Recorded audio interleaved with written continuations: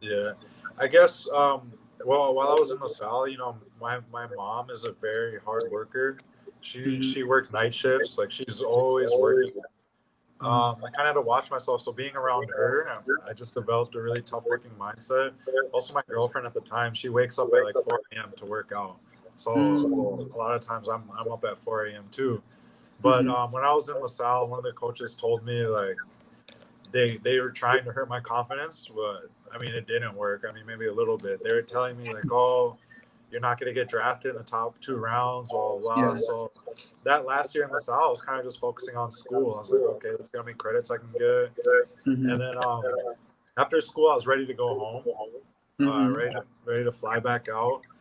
And Mark Jelly, I met him. We started working out, and we had a discussion. We were like, hey, let's just try it out. Let's just give everything we have and see how it works out. And this guy's hard work is so crazy. He is wild, and that was contagious for me. And that turned into a habit. It rubbed off on me, and it turned into a habit. I Mm-hmm. was a lot of times my alarm would set off at 3:30 every day, and that first 10 minutes of waking up really early is really tough. And Yeah. every time this guy motivates me so much because I would say, who am I that my trainer and coach is working harder than I am? Yeah. So I had ego where I was like, hey, that's not happening. I'm never Mm-hmm. going to call this guy and think of canceling. So we would be up at, we would be in the gym at 4:30 in the morning, hopping. What's ironic is Coach Topex. I couldn't find any gyms Mm-hmm. because I wasn't going to play D League, and then Bullock called me up. Robert Bullock at the time he was at Sun Beta. He wanted me on his D League team, so Yeah. he called me up and was like, "Hey, let's get together and let's play together one last time." So I was like, "All right, whatever, I'll try it out." So I flew back from the States, Okay. and then when I got back, me and Mark started training again, and my practice with San Beda was at like 7 a.m. And Mm-hmm. then I had school in the afternoon and then weights later in the day. So the only time I can get in the gym was early in the morning. So yeah, I couldn't find a gym. So uh, at Shangri-La, when we're shooting at 2 a.m. or early in the morning at like 5, that's easy. Like the beginning of the journey when I don't really have too much money and I'm spending all my money on like taking the tricycle to the gym and then the jeepney Yeah. back to San Beda, and then Mm-hmm. the tricycle back to LaSalle down to Jola. Early in the morning, me and Mark, like, the gym is so hot. We're getting bit by mosquitoes. We had to hop a fence, just to get into the gym. Ironically, Mm-hmm. Coach Topex was the only coach that would let me into his gym, and it's crazy now because he's my coach. But Yeah. yeah, Mark Jelly really motivated me. That guy works really hard. Also, Mm-hmm. being in the Philippines, I've been gifted with perspective, and everyone works so hard in the Philippines. So I had, or I still have a mindset of there's people selling ice cream and bread on the street, and they Yeah. have to wake up earlier than I do. And Mm-hmm. I know these guys aren't going back to the same type of room I am and living the same type of life. Um, so who am I to complain to wake up at 3:30 to go play basketball and get paid for it versus a Mm-hmm. guy selling ice cream on the street at 3? Like there's a Mm-hmm. guy in Alabang here. He has one leg selling dirty ice cream on the street at 4 a.m. So Mm-hmm. seeing these type of people work that hard makes my job look so easy. And it is. Like people say, oh, it's so hard waking up at 5 a.m., 4 a.m. It's like, nah, I just like, who am I to complain? Like at the gym we'd shoot at in Lyceum, Mm-hmm. the janitor, she's in there. She's in there 30 minutes before I am, mopping the floor in the pitch black dark.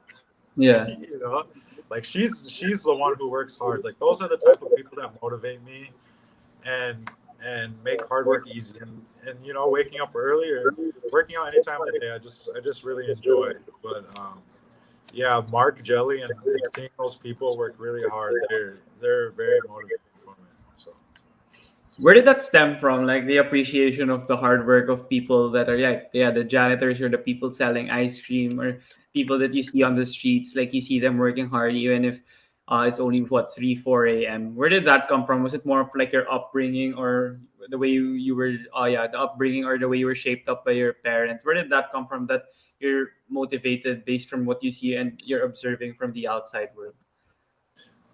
Probably my mother. My mother worked night shifts, and I almost had to take care of myself. Mm. When I was like, it wasn't allowed, but we couldn't tell people that I was at home alone because there's like a certain age Yeah. limit in the states where you need to have a babysitter or something. Yeah. So I think I was like 6 or 7 watching myself, like cooking my own food and getting ready to go to school. But I mean, that built a habit, I guess, of being appreciative. But probably when I came here, my mother's family, they used to live in like a little cubo in Mhm. Bolina, Pangasinan, and my mom told me like, oh, this is how they were raised, and seeing people on the streets made me really appreciative. And when I was in LaSalle, I got close with this guy named Kuya Rodrigo. I used to always go to Tech Tight. Do you remember? I don't know if you remember Oh Tech yeah. Tight. I don't know if it's still there, but yeah, I know that place. Yeah. Yeah. When I was in Tech Tight, I used to always, college and Yeah. their Happy Thursdays. We're all drinking Yeah. and stuff, right? So yeah, after one night, Happy Thursday, I went to Tech Tight to play a game. I was playing. I used to be heavy on Dota. After I was leaving, I was sitting on the steps um, in front of 7-Eleven, and this guy walked up, and we had like an hour-long conversation.